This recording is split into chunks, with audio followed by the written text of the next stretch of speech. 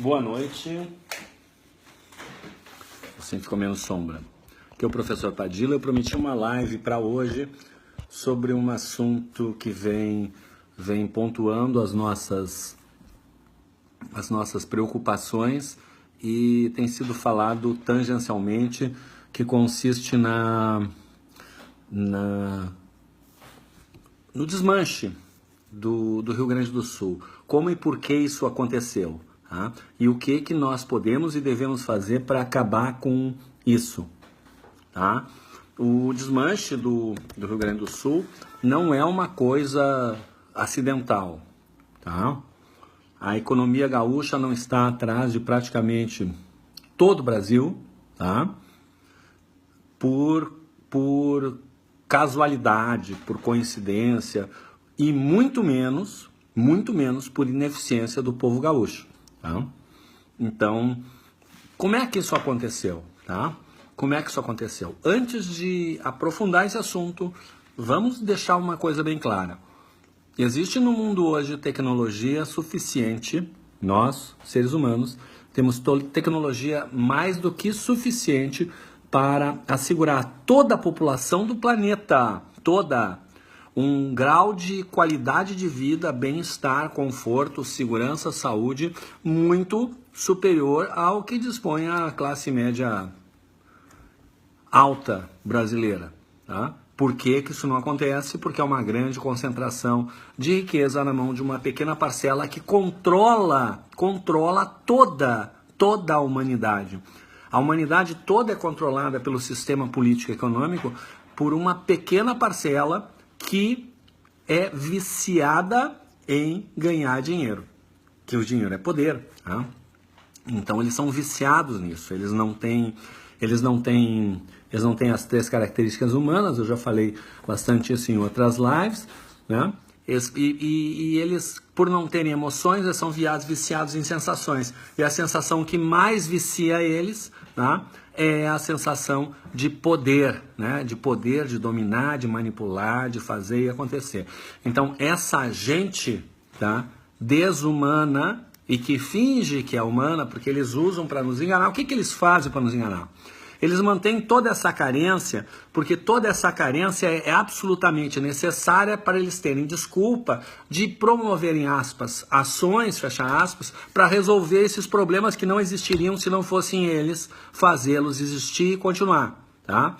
Então eles promovem ações que atraem a boa intenção, porque o ser humano, não esses 2% psicopatas mutantes, mas o ser humano todo ele é baseado em boas intenções. Tá? Então eles usam as boas intenções para nos meter em fria. Eles têm feito isso ao longo do tempo. E isso tem a ver com o tema desta live, que é o desmanche do Rio Grande do Sul. Tá? Então, 2 pontos. Primeiro, por que os controladores globalistas quiseram desmanchar o Rio Grande do Sul? Por quê? Tá? E 2, como que eles fizeram isso? Né? Para depois, como que nós vamos resolver isso de agora em diante? Tá? Por que eles desmancharam o Rio Grande do Sul? O Rio Grande do Sul tem características peculiares. Tá? A sua posição geográfica e desenvolvimento histórico, cultural, fizeram dele um polo de combinação de uma série de elementos e que transformaram o seu povo num povo guerreiro e altamente competente naquilo que faz. Tá? Isso, embora haja um bairrismo anti-gaúcho, né? Na verdade, em qualquer lugar que você vai, você verifica que os gaúchos que migraram para lá foram bem-sucedidos. Tá? Os gaúchos só não são bem-sucedidos no Rio Grande do Sul, porque no Rio Grande do Sul as condições para ser bem-sucedido não existem. Tá? Não existem. Pois bem, o Rio Grande do Sul, por suas peculiaridades, desenvolveu um povo guerreiro, né? O povo gaúcho, o gaúcho, né? E nós tivemos uma história de lutas, né? Uma história de lutas que se caracterizou por uma das das mais duradouras guerras internas que houve, durou 10 anos, a Guerra dos Farrapos, onde o gaúcho enfrentou o poder do império e resistiu por 10 anos, 10 longos e sofridos anos. Ficou conhecida como Guerra dos Farrapos, porque ao fim e ao cabo, mais perto do final do conflito, os nossos conterrâneos não tinham mais condições, tá? Os nossos conterrâneos não tinham mais condições de ter vestimentas. As vestimentas que eles tinham estavam em farrapos, né? Bom, o que começa a acontecer? Em 1902, houve um gaúcho que peitou a nova ordem mundial e impediu que a nova ordem mundial dominasse o Acre, então território da Bolívia, e, consequentemente, depois de dominar o Acre, eles iriam dominar toda a Amazônia. Tá?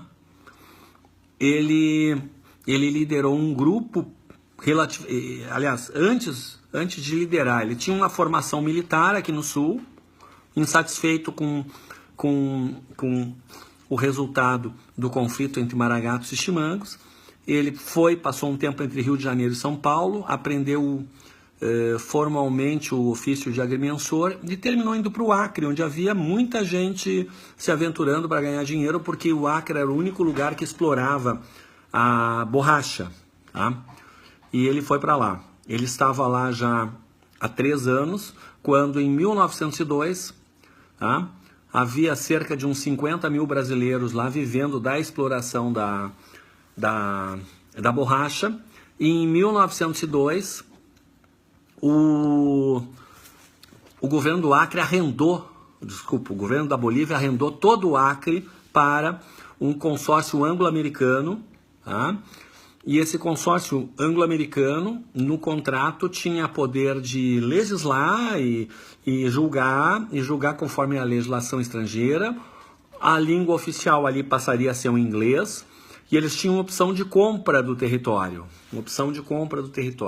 Então, esse gaúcho chamado Plácido de Castro, ele era o único militar de carreira que estava lá. Ele havia dado baixa no exército no posto de major. Tá? Ele havia entrado no exército com 16 anos, tá? Então ele contava cerca de uns 30, e ele havia dado baixa do exército, portanto fazia 3 anos que ele estava lá, fazia mais uns anos que ele estava entre Rio e São Paulo, tá? E ele fez o quê? Ele fez uma reunião, explicou a situação para os locais, havia 50 mil brasileiros lá, e ele então organizou esse pessoal, deu um treinamento mínimo super rápido, e eles marcaram para fazer o início dessa revolução dia 6 de agosto de 1902, porque o 6 de agosto é o Dia Nacional da Bolívia. Então eles queriam aproveitar que os bolivianos estavam relaxados, comemorando o dia da libertação do país, para pegar de surpresa a guarnição. E realmente foi bem assim, porque o diálogo real que houve entre o Plácido de Castro chegando à frente de cerca de 60 homens ao quartel, ele era conhecido na cidade, ele era o agrimensor, estava lá há 3 anos, era a pessoa que resolvia os conflitos, e demarcava terras, etc. E ele é interpelado pelo oficial, comandante da guarnição de soldados bolivianos, que lhe diz: "És muito temprano por la fiesta", porque era o dia de festa deles, é o 7 de setembro deles, o dia da libertação. E Plácido de Castro, de plano, respondeu: "No es la fiesta, es la revolución". E aí começou um movimento em que ele, com 60 homens, dominou a guarnição, e depois mandaram mais 400 homens num primeiro momento, e eles foram derrotados. E o conflito perdurou por mais alguns meses, virou o ano para 1903, e o Brasil terminou comprando o território do Acre e anexando ele ao Brasil. Então, e isso frustrou os planos globalistas, né? Então foi a primeira vez que os globalistas foram derrotados por uma pessoa, porque é claro, ele conseguiu convencer e teve ajuda de outros 60 para começar aquele movimento e fazer aquela guerrilha durante meses, mas se não fosse por ele, se não fosse a visão daquele gaúcho e a sua formação guerreira e cultural para perceber tudo aquilo e para saber como agir, os globalistas seriam hoje donos da Amazônia. A Amazônia não seria mais brasileira, certamente. Eles teriam tomado conta formalmente, não seria como hoje, que eles estão lá de forma dissimulada, usando uma série de subterfúgios, né, território indígena e tal, tudo isso que não é o assunto nosso aqui agora, mas você pode achar tudo isso pela internet. Então foi a primeira vez que os globalistas foram derrotados. Tá? Um gaúcho. Tá bem. Então, mas os globalistas já tinham conseguido acabar com o Império Brasileiro. Eles tinham acabado com a monarquia. Né? E quando eles acabam com a monarquia, eles tiram da jogada Dom Pedro II, que era uma das pessoas mais cultas que havia talvez no planeta, né? Ele falava fluentemente 8 idiomas, falava 15 idiomas, sendo 8 fluentemente, conhecia de tudo, e era um cara trabalhador. Enfim, eu não estou aqui para falar, eu não sou monarquista, vamos dizer assim, mas enfim, ele era uma pessoa... Fechando todos esses parênteses numa frase, ele não ia deixar os globalistas tomarem conta do Brasil e escravizarem de forma disfarçada, como escravizaram a população brasileira. Tá? Então, eles precisavam tirar Dom Pedro II do caminho. E tiraram. E aí começou, né? A qualidade de vida no Brasil despencou, começou a haver violência, perda de qualidade de produção, de quantidade. O Brasil, que era a quarta economia mundial, começou a cair, e eles foram começando a implantar suas pautas globalistas até que, nos anos 30, o que aconteceu? Outro gaúcho, Getúlio Vargas, aluno lá da nossa faculdade de Direito, tem um busto dele lá. Tá? Ele liderou um movimento que implantou novamente um nacionalismo no país. Da moda dele, cheio de defeitos, também arrolados defeitos aí, mas na verdade ele foi uma personalidade. Desenvolvida onde? Aqui no Rio Grande do Sul, esse celeiro de lideranças nacionalistas. Plácido de Castro era um nacionalista preocupado com o que ia acontecer com o Brasil se eles dominassem ali, porque eles iam dominar todo o resto né? Então, ele estava preocupado com a soberania nacional. Mesma coisa o Getúlio Vargas. Tá? Então, ele começa a implantar ações, né, destinadas a segurar a onda, vamos dizer assim, a se fazer um freio, colocou um freio no globalismo. Tá? Houve tudo, movimentos contra, etc, etc, etc. Tudo aí que vocês... Isso, o que tem nos livros de história, vamos dizer assim, grande coisa. Tá, fizeram pressão, ele saiu.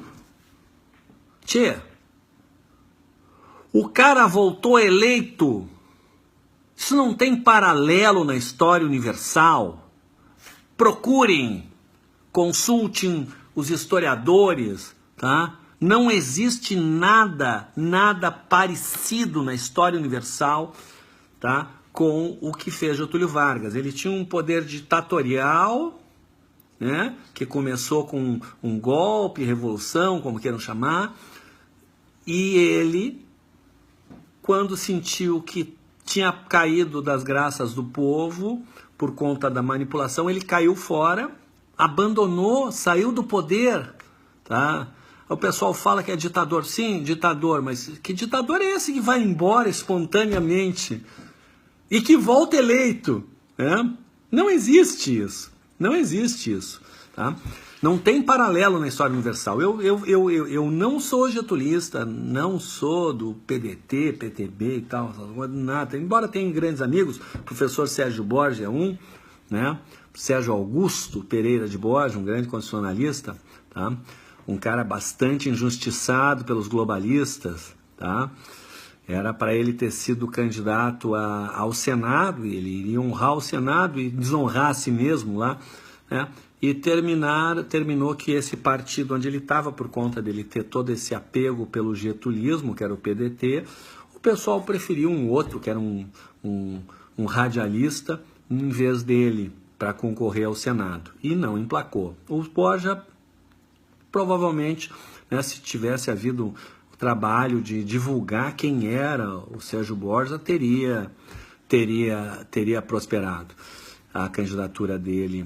E, bom, mas enfim, o que eu quero deixar claro é que eu não tenho nenhuma ligação, eu simplesmente percebi que o sujeito tinha feito coisas incríveis, como a legislação trabalhista, a legislação desportiva, na matéria na qual eu terminei virando o especialista e precursor da criação da disciplina, que foi adotada. Nós sugerimos, apresentamos o currículo, e esse currículo terminou sendo aceito e aprovado e adotado pelo MEC. Criamos uma nova disciplina no direito, criamos plural majestático.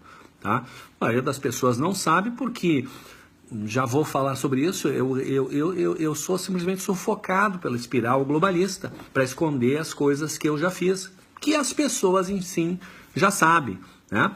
Fechando parênteses, Getúlio Vargas voltou eleito, continuou, foi pressionado, tal, conseguiram tirar o Getúlio Vargas. Aí retomou o globalismo, toda aquela estratégia de desmanche e tudo mais, né?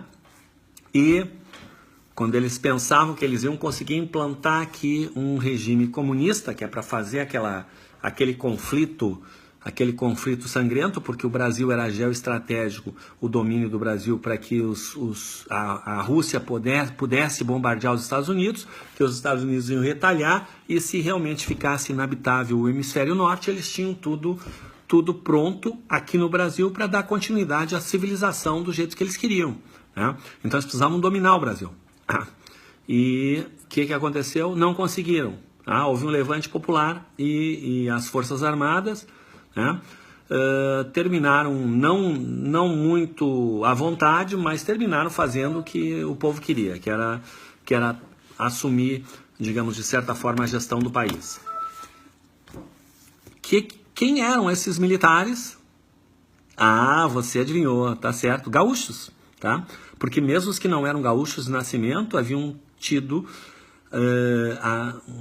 a sua importante formação militar no comando do, então, Terceiro Exército aqui em Porto Alegre. Tá? Então, eles eram gaúchos. Tá? E eles bloquearam o globalismo. Eles não tinham experiência em gestão, eles fizeram alguns erros. Eu tenho uma publicação que é os cinco principais erros do governo militar, dos governos militares, porque não foi um só, né? Foi vários, né? Então, os gaúchos atrapalharam. Aí vem todo aquilo que a gente da nossa geração viu, né? Que é a manipulação midiática, o grancismo e tudo mais, para criar a ideia de que os militares eram bandidos e que os mocinhos eram esses assassinos, terroristas, assaltantes que terminaram sendo levados a posições de poder no país e roubaram tudo que podiam, né? Como certa pessoa aí que tem um dedo a menos que quando saiu de Brasília, saiu carregando caminhões de objetos históricos roubados, tá? Não tem o que dizer sobre um cara desses. Pior é sobre as pessoas que obviamente não estão em sã consciência, tá? Se não fosse a falta de local, tinha que realmente internar todos eles, tá?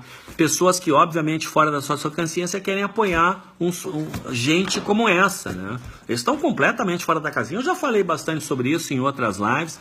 Nós vamos retomar isso. Eu vou fazer uma apresentação em PowerPoint e apresentar ela ao vivo, tá? Sobre como que funciona essa manipulação psicopata e como que eles transformam os psicopatas em psicopatetas. Eu vou explicar os 4 estágios da manipulação que estão demonstrados naquele trabalho que as pessoas não querem mais ler, só querem ver vídeos, etc. E tal. O trabalho está lá, está publicado em junho de 2015. Eu estava em Salamanca quando publiquei os 2 trabalhos sobre a manipulação individual e a manipulação coletiva. Estão lá no blog, tá? Então, foi um trabalho que eu levei bastante tempo fazendo e depois ainda dei algumas 2, 3 revisadas em cada um para dar uma conformação. Só que é muita informação e as pessoas não, as pessoas estão nessa onda, né, nessa vibe de rapidez, que eram as coisas instantâneas. Então, informação por escrito é difícil, tá? O pessoal não consegue se concentrar, até porque recebe outra distração. Você está vendo pelo computador, ali vem 500 mil notificações de outras coisas, etc. Tal, já te distrai, já foi e tal, não, e depois, no dia de São Nunca, tardinha, se não chover. Tá? Dia 29 de fevereiro, se não cair no meio da semana que tem que trabalhar. Tá? Então, bem, fechando os parênteses, né? Então começou tudo aquilo e resultou na abertura política. E quando nós estávamos para ter a primeira eleição direta para presidente da República, quem era que apontava como grande favorito, né? Leonel de Moura Brizola, que era um socialista histórico, um cara que pegou em armas contra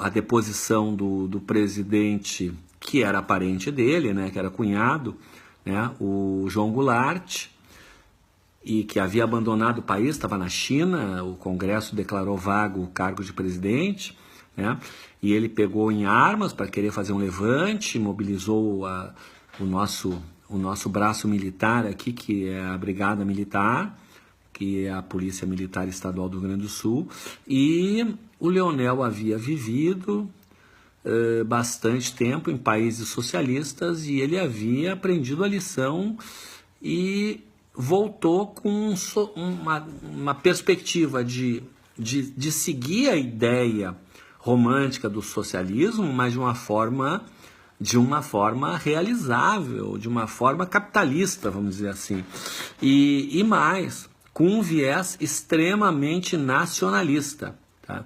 Então, isso os globalistas não queriam, e eles deram um jeito de defenestrar o Leonel Brizola, tá? Eles deram um jeito de defenestrar o Leonel Brizola, e inventaram o Collor. Eu tenho uma outra publicação sobre isso, tá? Eu vou botar na descrição do link aqui, em que eu explico, a partir, inclusive, de material decorrente de um trabalho apresentado no doutorado da FUPA, né? Uma fundação educacional portuguesa, que trabalhava em convênio num doutorado de sanduíche com a UBRA. Isso foi em 1998, 99, tá? Eu vou botar o link na descrição para acessar essa matéria, tá? Vou botar ali o link no Bitly é idolatria política, né? Para quem conhece o site Atalhos Bitly, nem precisa ler o link, nem precisa esperar, bota bit.ly, né? Com Y, né? / idolatria política, sem acento e tudo minúsculo, tá? Você vai acessar essa matéria. Pois bem, aí eles se livraram, mas aí eles decidiram o seguinte, que eles iam acabar com o Rio Grande do Sul.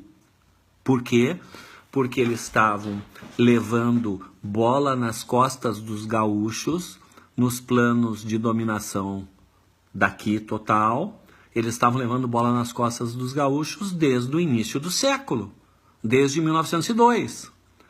Foi Plácido de Castro, foi Getúlio Vargas por 2 vezes, né? Uma num golpe e outra eleito, né? Foram os sucessivos comandantes militares e, por fim, o Leonel Brizola quase que frustra o plano globalista de colocar, né? Tá? De colocar em curso esse plano da escravização. Então eles resolveram acabar. Então, por que eles fizeram? Foi até agora. Agora, como que eles fizeram? Em primeiro lugar, eles nos atingiram culturalmente. Eles começaram a trabalhar usando o humor preconceituoso com piadinhas sobre gaúchos. Lá foi naquela época em que Leonel Brizola disputou a presidência da República que começaram as piadas sobre gaúcho e a ridicularização da cultura gaúcha, principalmente pela Rede Globo, que na época detinha a maior parte da mídia nacional. Tá? Então eles começam com as piadas e o humor preconceituoso, ele é muito poderoso. O humor é muito poderoso porque o humor entra pela porta dos fundos, tá? A gente não faz questionamento, a gente ri e deixa aquilo ser absorvido pelo inconsciente, tá? E o nosso inconsciente vai fazendo linhas de programação baseadas naquele monte de informações que a gente nem percebe estar recebendo, tá? Isso vai subliminarmente criando, vai desconstruindo. Então a cultura gaúcha foi sendo aos poucos desconstruída, tá? Em primeiro lugar pelo humor preconceituoso. O outro aspecto eles começaram com a superficialidade, tá?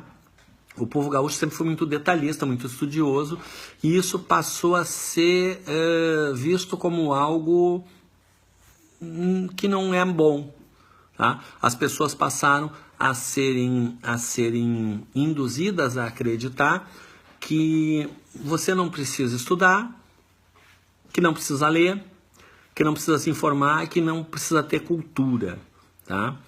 E que praticamente terceiriza o processo de pensamento. Para fazer isso, eles se aproveitam das características biopsicológicas que nós fomos envolvendo ao longo de milhões de anos, tá? Milhões de anos. Primeiro como mamíferos e, na sequência, como primatas e, por fim, como primatas superiores. Tá? Nós temos uma série de características biopsicológicas. Uma delas é o que, em inglês, é chamado de follow me sign, o sinal de me siga. Tá? Nós temos uma tendência a, aspas, seguir o bando, fecha aspas. Porque quem não seguiu o bando lá atrás morreu. Então nós somos descendentes dos que estão predispostos a seguir o bando, tá? E os que não estavam predispostos a seguir o bando, que tinham uma característica mais de rebeldia, eles simplesmente morreram. Porque lá atrás, milhões de anos atrás, passava alguém correndo. Quem não ia correndo atrás ficava para trás e quando chegava o predador do qual ele estava fugindo, né, o predador, né, se alimentava do incauto. Então eles não sobreviveram. E nós somos descendentes, então temos a característica de seguir o bando. E nós temos inclusive medo, um temor inconsciente, a gente não tem consciência disso, nós não temos consciência de que nós temos receio e procuramos evitar destoar do bando ou daquilo que a gente pensa que é o bando. E aí que entra a pedra de toque, tá? Aí é o punctum saliens, a pedra de toque que o globalismo trabalha. Por que ele trabalha? Ele trabalha usando a mídia e essa rede de desinformantes que eles sempre tiveram. Não é de hoje que eles têm aí, que eu fiz uma publicação sobre isso em 2015, né? Depois de muito estudar como é que funcionavam as redes sociais, identificar quais eram as características dos desinformantes, eu fiz uma postagem que até hoje não conheço nada que esteja melhor, desculpa a falta de modéstia, mas não tem nada, ninguém que analisou e que expôs de forma melhor do que está ali. Na verdade, eu fiz mais de uma postagem. A postagem que onde chegou e ficou madura é a de janeiro de 2016. No blog, em janeiro de 2016, você vai encontrar essa postagem, né, mostrando como que funciona essa coisa toda dos desinformantes fingindo que são patriotas infiltrados no meio de nós para nos dividir, para nos jogar uns contra os outros e para nos fazer perder tempo e energia e nos desmotivar com pautas irrealizáveis e botando pilha invertida, botando contra as pautas realizáveis que poderiam dar certo. Tá? Por isso que o Brasil, nós estamos remando contra esse globalismo faz muitos anos que começou esse processo de conscientização, que isso é um processo de conscientização. Ontem, na live de ontem, eu falava que o Bolsonaro vai se eleger no primeiro turno, tá? Por quê? Porque ele é simplesmente, ele é a consequência de um processo de conscientização.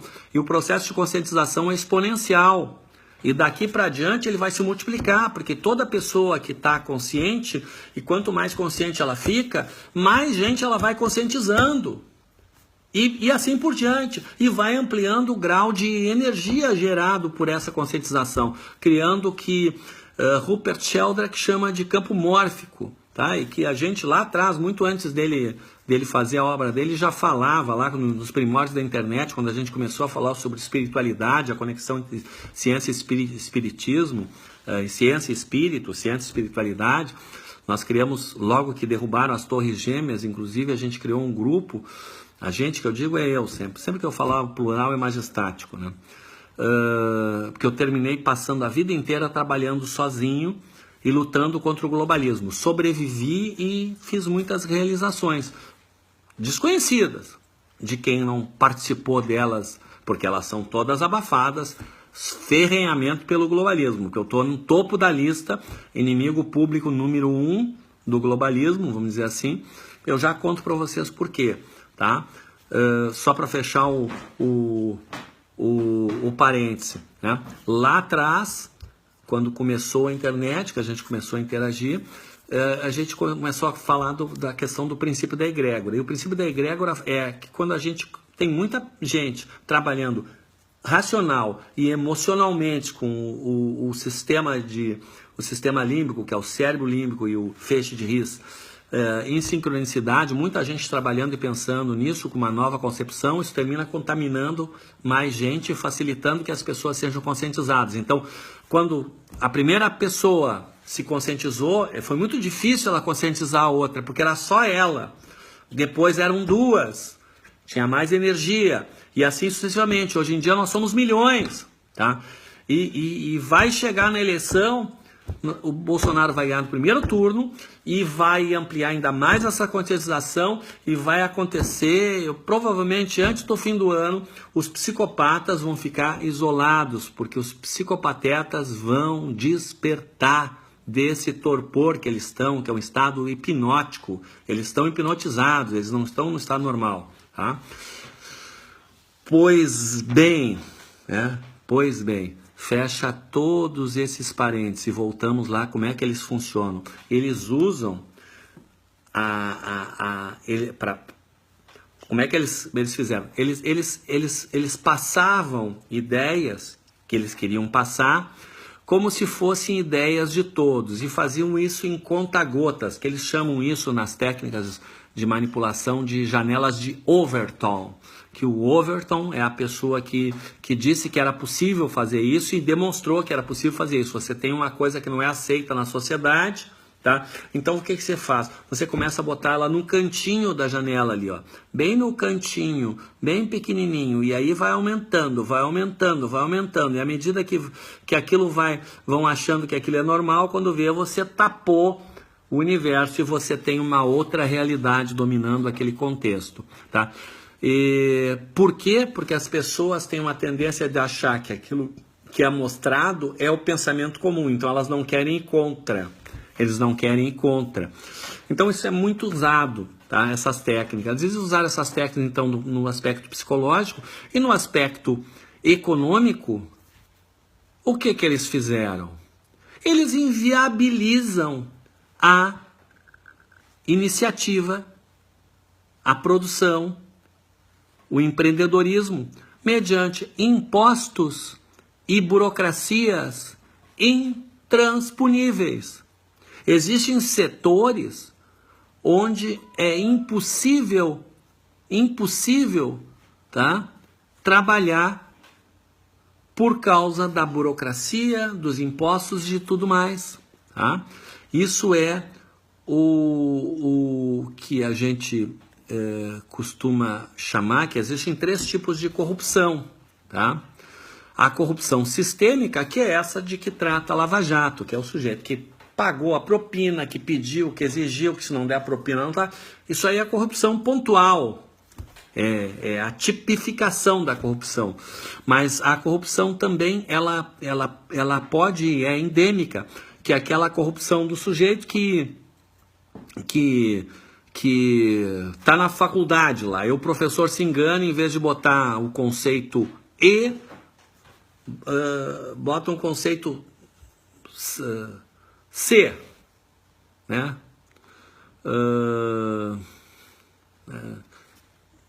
A pessoa não fala nada, né? Ou troca a nota na prova, ou não, enfim, a pessoa não ser honesta. Tá? Se passou isso, o brasileiro está impregnado, são poucas pessoas honestas. Tá? Eu sempre comento com as pessoas de como eu demorei para acreditar que o Bolsonaro era uma pessoa real. Por quê? Porque eu não acreditava que alguém pudesse estar na política todo esse tempo que ele está e não ter nunca se envolvido em corrupção. Tá? E que é muito difícil, tá? Porque o sistema todo é corrompido e mais, ele massacra ferozmente, ele assassina a reputação de todas as formas de quem se dispõe a enfrentar ou divergir, né? E a corrupção endêmica, então, é essa que corrompe a nossa sociedade, né? E a corrupção sindrômica, que é aquela que ela está de uma forma tal no sistema legislativo. Tá? Que são as legislações criando obstáculos intransponíveis para fazer as coisas, de forma que não há outro jeito senão você ser ilegal.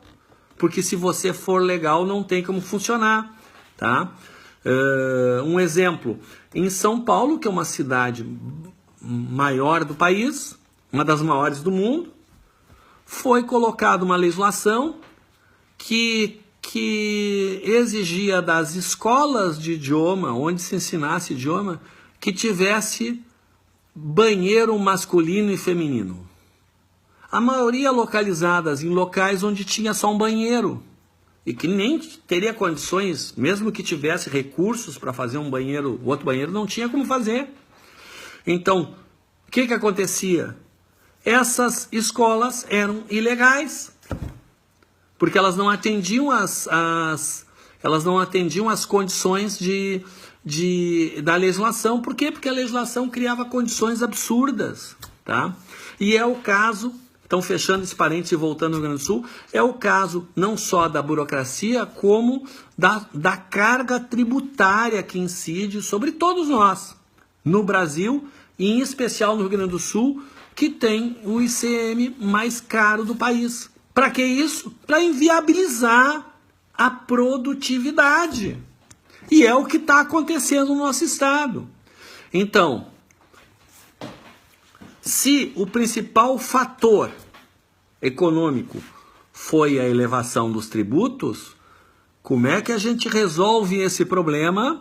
E essa é a nossa pauta, essa é a nossa meta. A nossa meta é justamente reduzir a carga tributária, inclusive de uma forma impactante.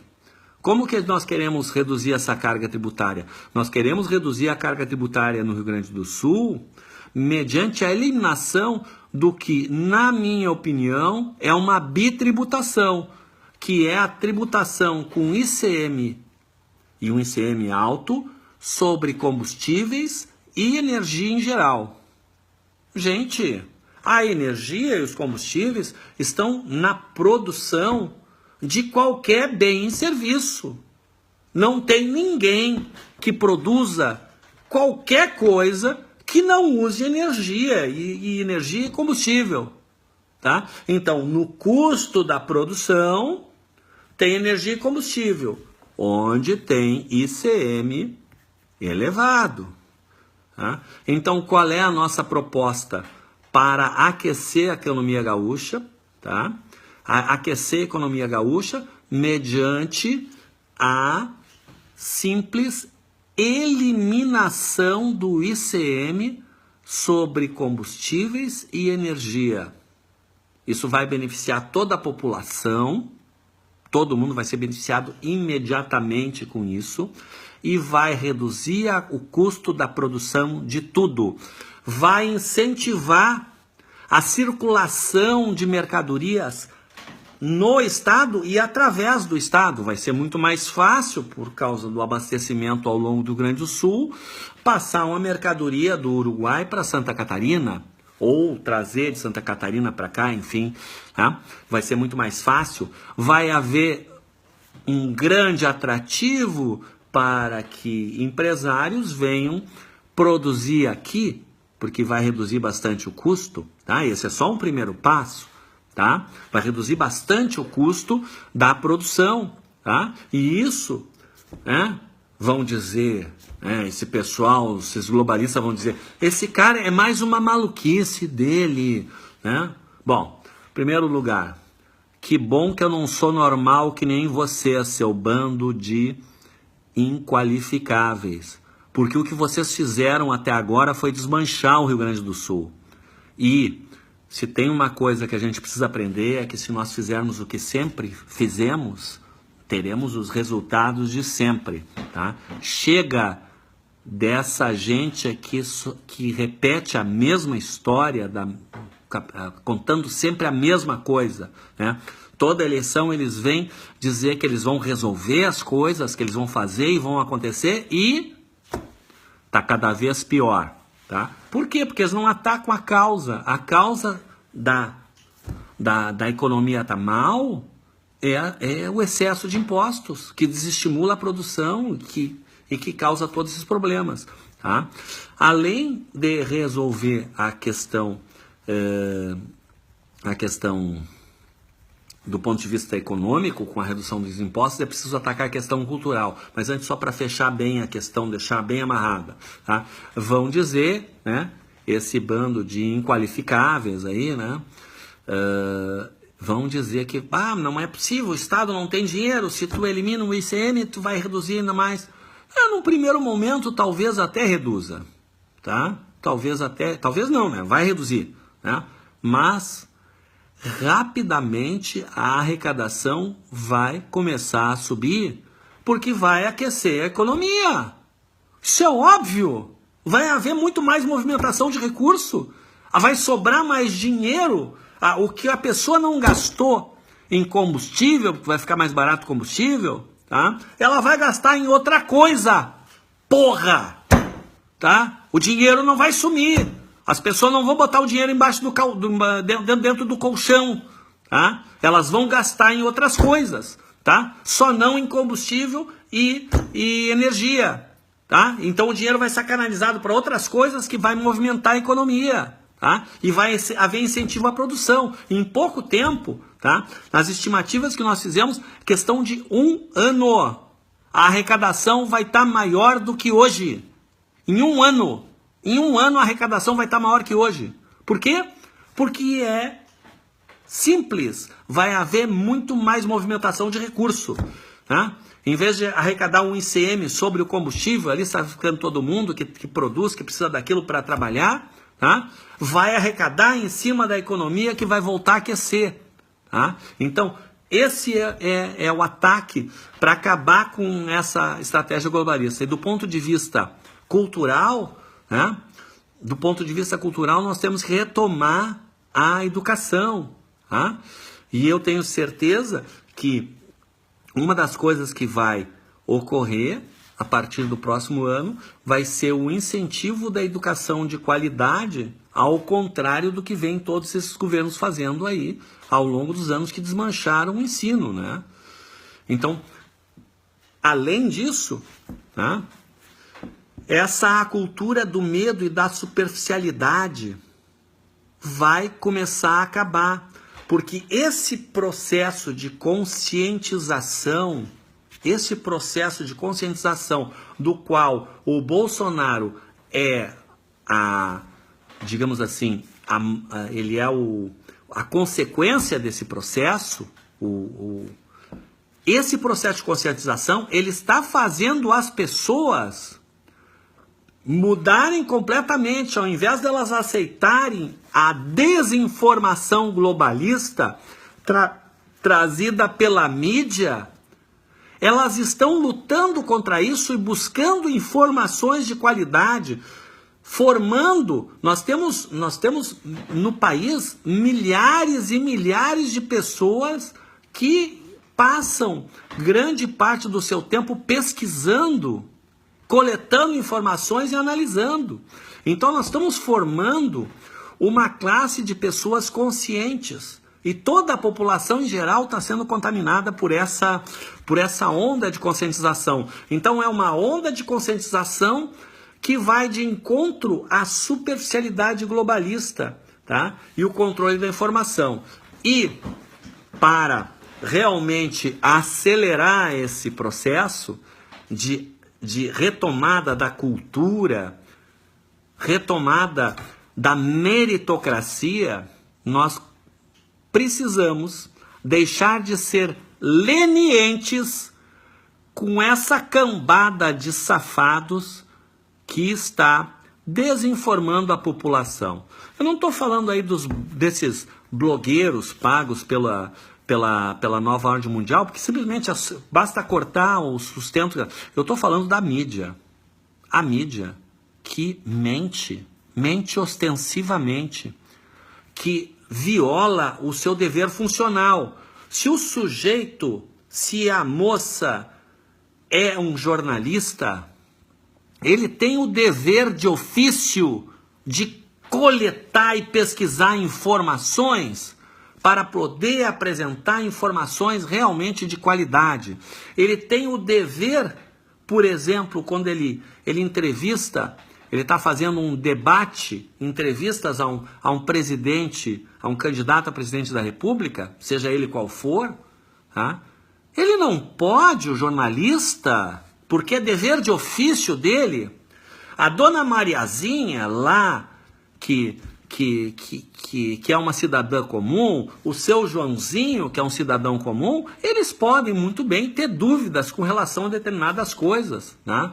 Agora, um jornalista vem perguntar para o Jair Bolsonaro aquelas coisas que eles perguntaram, que são puro fake news, que basta fazer minimamente o dever de casa, que a pessoa sabe que aquilo não é verdade. Então, o que essa gente está fazendo? Que jornalismo é esse? Que o cara não sabe nada. É o advogado que não sabe nem o que é um código de processo, tá? É um médico que nunca pegou no estetoscópio. Que isso? Tem que prender essa gente e jogar a chave fora, tá?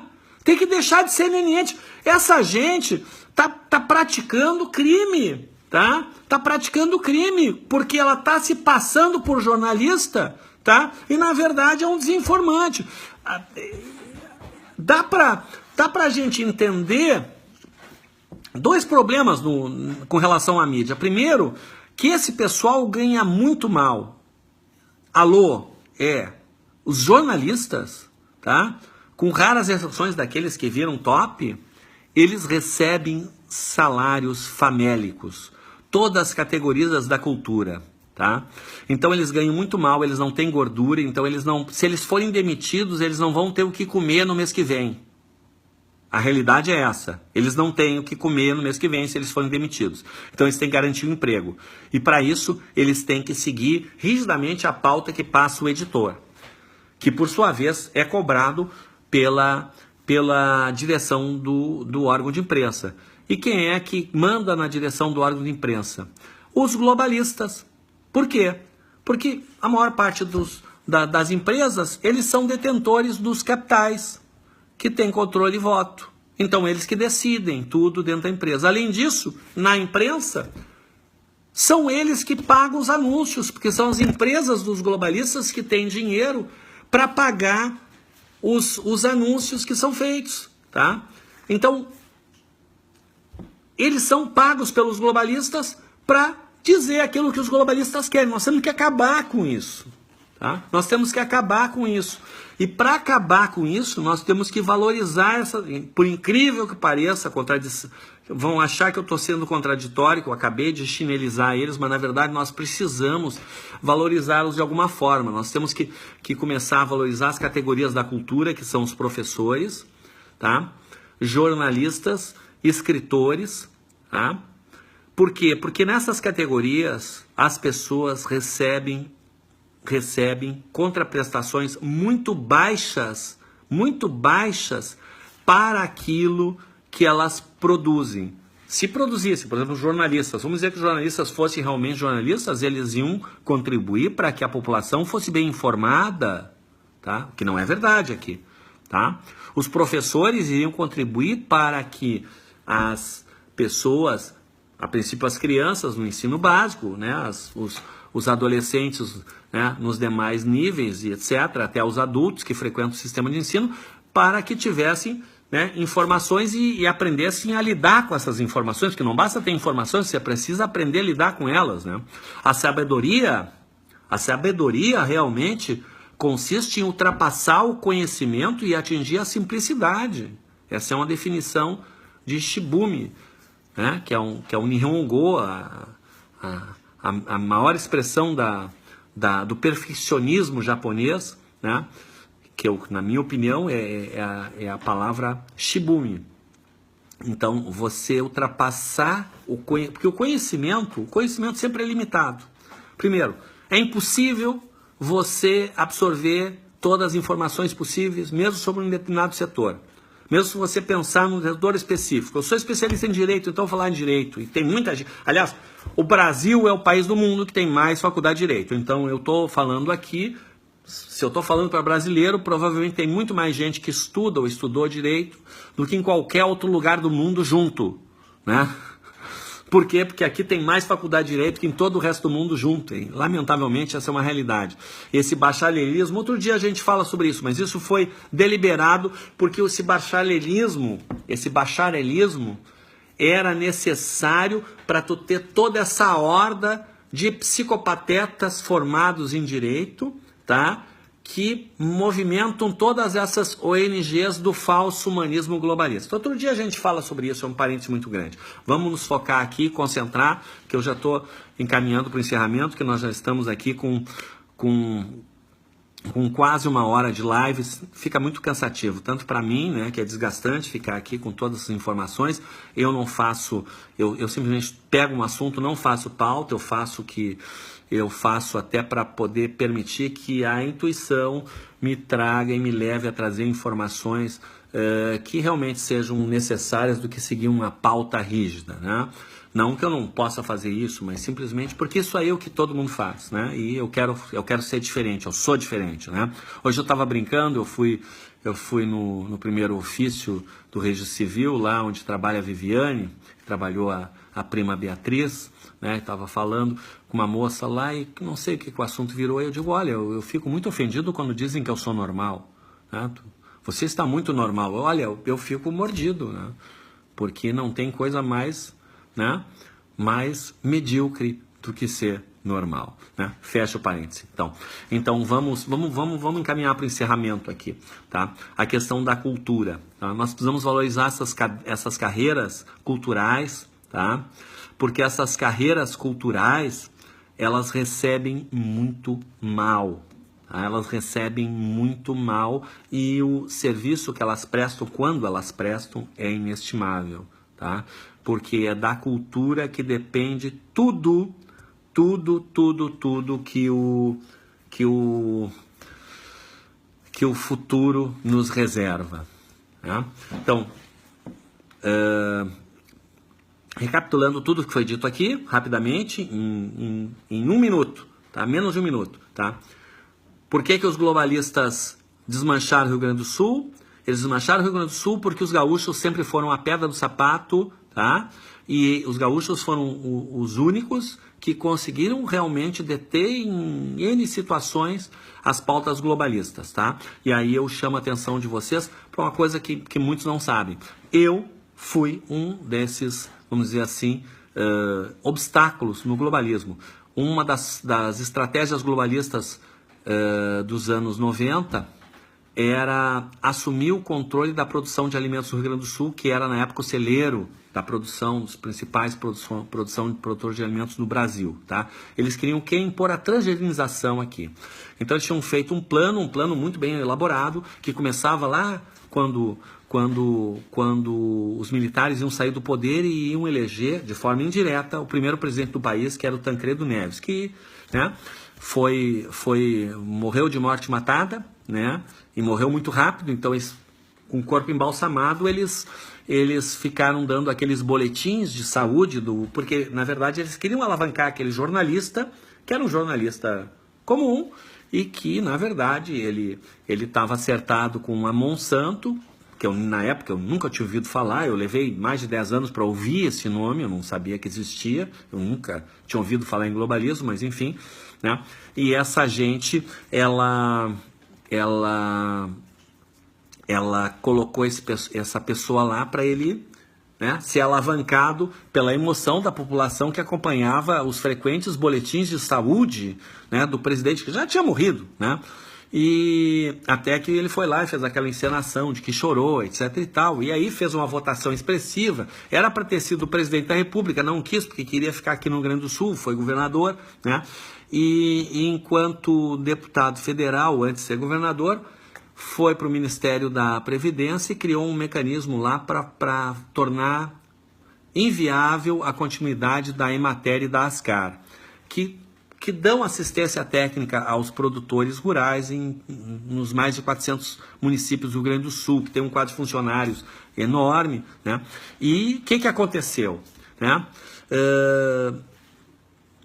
Criaram uma dívida enorme, que seria o equivalente hoje a $1 bilhão, impagável. Nem o Estado do Rio Grande do Sul não conseguiria pagar, que dirá a Emater e a Ascar. Então eles queriam privatizar. E este que vos fala chegou e disse assim: não, opa, só um pouquinho, vão privatizar a assistência técnica rural?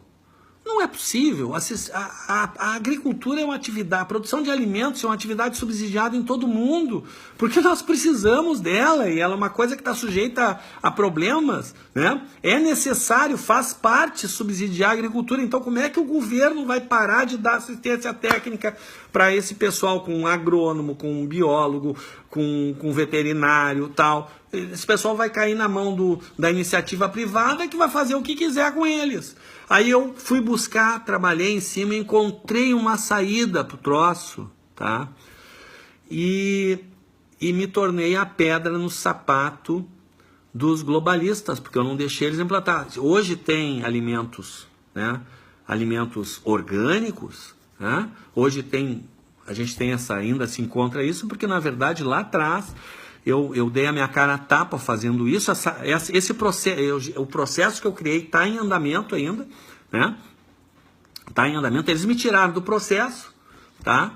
Que eu estava atuando lá como advogado. Eu fiz uma série de procedimentos administrativos, depois de ações de recursos administrativos, eu criei uma rescisória administrativa naqueles processos lá, alegando uma questão constitucional.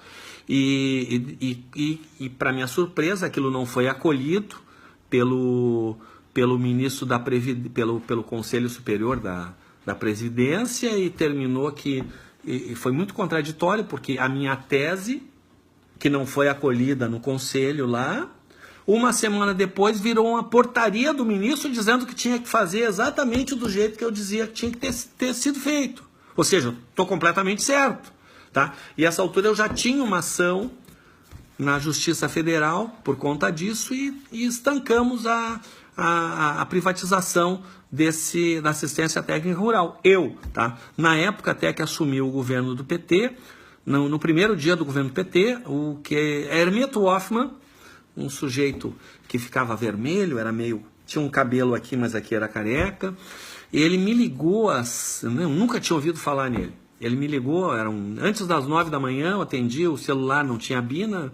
Doutor Padilla, Eu sim, não conhecia a voz, né? O senhor não me conhece ainda, mas eu sou o Hermeto Hoffmann, acabei de assumir como secretário da Agricultura aqui, e o senhor é a primeira... Acabei de sair do Palácio do Piratini, e o senhor é a primeira pessoa que eu ligo. Eu digo, bom, que devo essa honra. É que o senhor tem o processo mais importante do estado do Rio Grande do Sul. Eu digo, é? Em matéria das caras, sim, realmente, é importante esse processo, né? E então, eles queriam uma reunião, eu fui lá, expliquei para eles tudo que eu tinha feito, e a minha preocupação que era que precisava mudar o estatuto da Emater e da SCAR, e eu vinha já há 2 anos falando para o governo Brito, eu tinha até participado de reunião com todo o secretariado explicando, e nada de mudar no estatuto, e no dia que terminasse esse processo, que até hoje não terminou, mas digamos que terminasse lá atrás, tá? Poderia ter terminado, né? No dia que terminasse esse processo, o que ia acontecer? Ia chegar a fiscalização lá e ia fazer a coisa do jeito certo, do jeito que eu dizia que tinha que ser, e que a portaria do Ministério, do Ministro da Previdência, depois disse que eu estava tapado de razão. Tá?